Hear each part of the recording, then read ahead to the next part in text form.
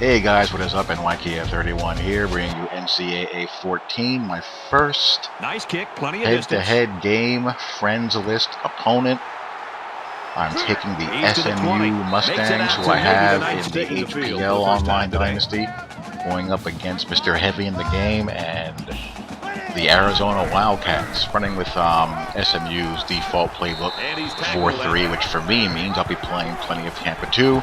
And of course, this is my first run and shoot game of the season using the default SMU playbook before I put together my custom run and shoot, which I'll get into in more detail later on as I start to put it together. Going to be going old school 80s and 90s style. Going to probably consist of maybe, I don't know, no more than 12 formations, single back, spread, trips, trio, flex bone, normal, trips, slot, and trio. You're probably thinking to yourself, flex bone? What are you talking about, flex bone, for you newer guys? It'll make more sense later on when I talk about it. Basically, long story short, the flex bone normal formation is really the original double slots run and shoot set.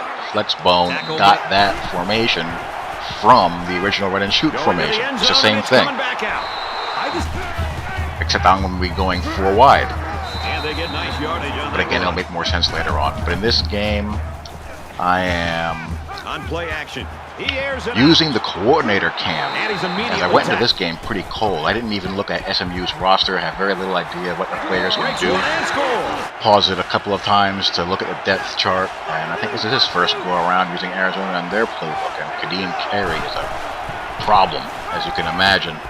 And this game takes a little while to get going, as, you know, your first time playing a live opponent online in a new game. It takes a little while to get the feel for it, and plus this coordinator cam takes some getting used to. I'm kind of on the fence with it.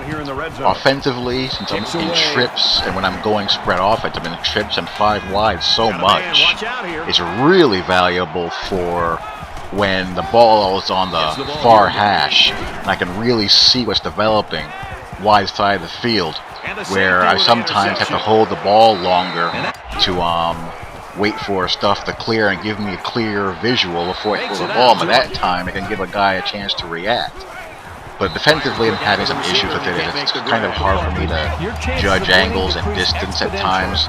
And also on offense, I catch myself looking downfield too much and taking my eyes off of the underneath and not feeling the pass rush as well as I usually do. Like right here's a classic example. So it takes some getting used to. Don't know if I'm going to be using it long term. It does have some benefits, but it also has, you know, some downside, and I think the biggest downside, at least for me, is that I feel like it takes away a little bit from the on-field atmosphere. I can't really place my finger on why. It just doesn't seem quite as immersive as when I'm playing on the default camera. But here I have a 10-7 lead, and it's kind of a sloppy game, turnover filled. And there, my user-controlled defensive tackle will be a great 3-3-5 stack nose.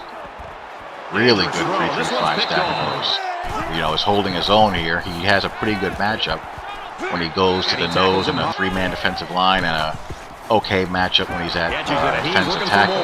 He actually has a very good matchup when he's on the nose with Arizona's center. And, you know, don't get me wrong, I can still play user coverage or user linebacker or safety, but I'm having so much fun controlling. Look at that push he gets. I'm having so much fun controlling again. He gets pushed. Let's see if I can get out again a third time. Overtime, he kicks a field goal. I'm having so much fun controlling good defensive linemen and good pass rushers that I haven't really seen much reason to move. It's a lot of fun controlling defensive linemen and not getting sucked into blocks as often. I haven't been sucked into a block yet, or steered into a block. And plus, you can really feel if they have the strength and size advantage. You can actually feel that really well, really well. You've seen my Lewis Nix footage, and I have a game which I'm going to be uploading after this, another friend of this game, Notre Dame, going up against Florida. And I also have a friends list game, same opponent as I'm playing in this game, using Bad Vad Lee in a flex bone. I know a lot of you guys want to see the flex bone up against you in competition. And I also have the Notre Dame Alabama Heisman Challenge, Heisman Difficulty Challenge. So I'll get all those videos out and post my reviews sometime this week, and then get to going into my scheming and custom playbook and all of that good stuff. Don't know who I'm going to be getting in the Powerhouse Online Dynasty. I don't know when the draft is going to be held, the team draft. I pray to God, of course, that I get my Fighting Irish, but if not, I have to have some backups in store. And I'm so in love with how the Flexbone feels and Vad Lee. I might just go Georgia Tech if I can't get Notre Dame. And there's some other teams that I have my eyes on. 335 stack breakdown, an annual affair, will be beginning within the week or so, I guess, and as well as my run and shoot, air raid, and spread offense tutorials, I guess, and also flex bone when I get a little bit better at it. I'm having a little bit of a struggle with the counter option and the trap option, but I have the other stuff down pretty nicely. And here this game is, going back and forth in overtime, and Mr. Gilbert's going to throw another pick as my wide receiver did something funky on the wheel to prevent, him from drawing the deep coverage. So 4 turnovers, gosh, not good. But that's this game. More coming later.